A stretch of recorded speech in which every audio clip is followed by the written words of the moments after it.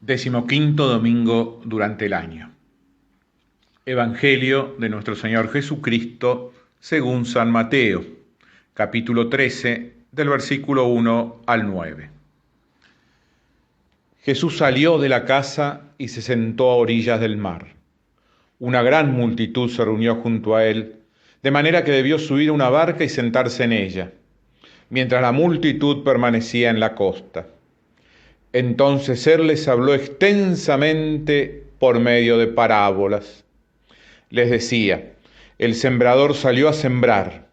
Al esparcir las semillas, algunas cayeron al borde del camino, y los pájaros las comieron. Otras cayeron en terreno pedregoso, donde no había mucha tierra, y brotaron enseguida, porque la tierra era poco profunda. Pero cuando salió el sol se quemaron, y por falta de raíz se secaron. Otras cayeron entre espinas, y éstas, al crecer, las ahogaron. Otras cayeron en tierra buena, y dieron fruto, unas 100, otras 60, otras 30. El que tenga oídos, que oiga. Palabra del Señor. Queridas hermanas y queridos hermanos, en este capítulo 13 del Evangelio según San Mateo, el evangelista reúne 7 parábolas referidas al reino de los cielos. En cada una de ellas se nos presenta un aspecto de este reino. Hoy meditamos la primera. En el primer versículo del capítulo se dice que Jesús salió de la casa y se sentó a orillas del mar.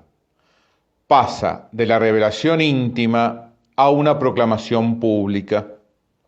Además, el número 7 significa totalidad, plenitud. Se trata de la revelación pública del reino. Nos puede ayudar a comprender el texto tener en claro 2 cosas. ¿Qué es una parábola y qué se entiende por reino de los cielos? Las parábolas son comparaciones que nos iluminan sobre un aspecto del Evangelio. No debemos pretender encontrar en ellas toda la doctrina. Por eso no se debe sacar una conclusión de cada una de las imágenes que nos presenta.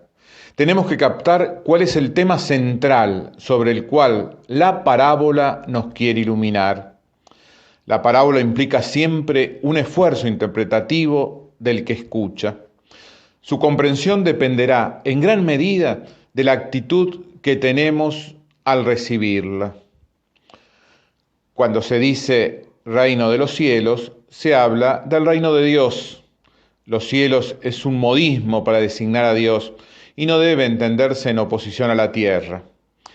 Cada parábola narrada en este capítulo 13 del Evangelio según San Mateo nos va a permitir comprender mejor las características de ese reino que Jesús viene a ser presente entre nosotros. Ese reino se realiza por la fuerza de la palabra de Dios, simbolizada en la semilla. Toda semilla contiene en sí misma una vida llamada a germinar y crecer. Ese crecimiento depende de la tierra que la recibe y del cuidado que se le dé. Esta es una parábola que nos anima y que animaba a la gente que la escuchaba, ya que una cosecha del 30, 60 o 100% en una tierra tan agreste, para ellos era una cosecha excelente. Estaban acostumbrados a los terrenos pedregosos y por eso a cosechas apenas del 10%. Esta parábola nos invita hoy a nosotros a escuchar la palabra con atención cada día. Nos puede ayudar meditarla, hacerlo en 3 pasos. En un primer momento, leemos la palabra tratando de entender qué dice la palabra. Es importante ver primero qué dice objetivamente, sin interpretación, para no hacerle decir a Dios lo que no quiso decir. Para esto tenemos que ubicar la palabra dentro de su contexto histórico, de las imágenes que se usaban en ese momento, del género literario que utiliza, de frases que quizás en aquel momento eran comunes, de la cultura en la que fue pronunciada. Se trata de ir al pasado y entender el texto en su contexto. entender, por ejemplo, qué quiso decir Jesús en su momento. Tenemos que ubicar el texto dentro de lo que es toda la palabra revelada en la Biblia, no podemos segmentarla, ¿no? La Biblia tiene todo un mensaje. Para este primer momento podemos recurrir a las notas que trae la Biblia o algunos comentarios autorizados, pero en este primer momento es qué dice en concreto la palabra. En un segundo momento damos un paso más. Ya no se trata solo qué dice, qué me dice la palabra, qué dice a mi vida concreta. Es el encuentro de la palabra con mi vida y mi vida con la palabra. ¿Cuál es el mensaje de Dios para cada uno de nosotros? Se trata de traer la palabra al presente de mi vida, de mi circunstancia. Esto implica rumiar la palabra, dejarla que ella penetre en mi realidad, meditarla durante todo el día y en todas las circunstancias del día.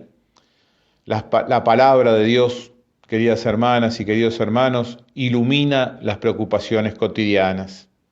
Ella siempre nos abre una puerta, siempre le da sentido a lo que estamos viviendo, siempre ilumina y anima. Qué importante es no ahogarnos en las preocupaciones, sino dejar que la palabra ubique lo que nos sucede dentro de toda una historia de salvación que Dios quiere construir con nosotros. La palabra muchas veces nos lleva a modificar actitudes o a afianzar valores evangélicos que ya hemos incorporado en otro momento. La palabra tiene fuerza para transformar nuestras vidas. La palabra nos anima, la palabra ilumina. La palabra ubica este momento que estamos viviendo, como decíamos antes, dentro de una historia mayor, una historia pascual, una historia en la que sabemos que siempre la vida triunfa sobre la muerte. Y en un tercer momento es importante establecer un diálogo con la palabra. ¿Qué le respondo a Dios cuando Él me habla? Ante su mensaje, ¿qué necesito pedirle a Dios? ¿Qué le agradezco? ¿A qué me comprometo? Abramos nuestro corazón para que la palabra escuchada con atención eche raíces en nosotros, ilumine nuestro camino, nos haga crecer en la fe, nos anime en la esperanza y nos fortalezca en el amor.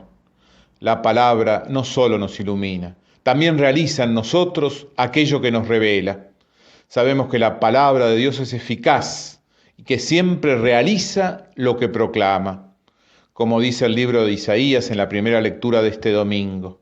Así como la lluvia y la nieve descienden del cielo y no vuelven a él sin haber empapado la tierra, sin haberla fecundado y hecho germinar, así es la palabra de Dios.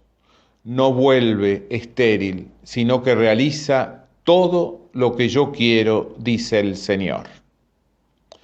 Un bendecido domingo les desea el Centro de Espiritualidad Palotina.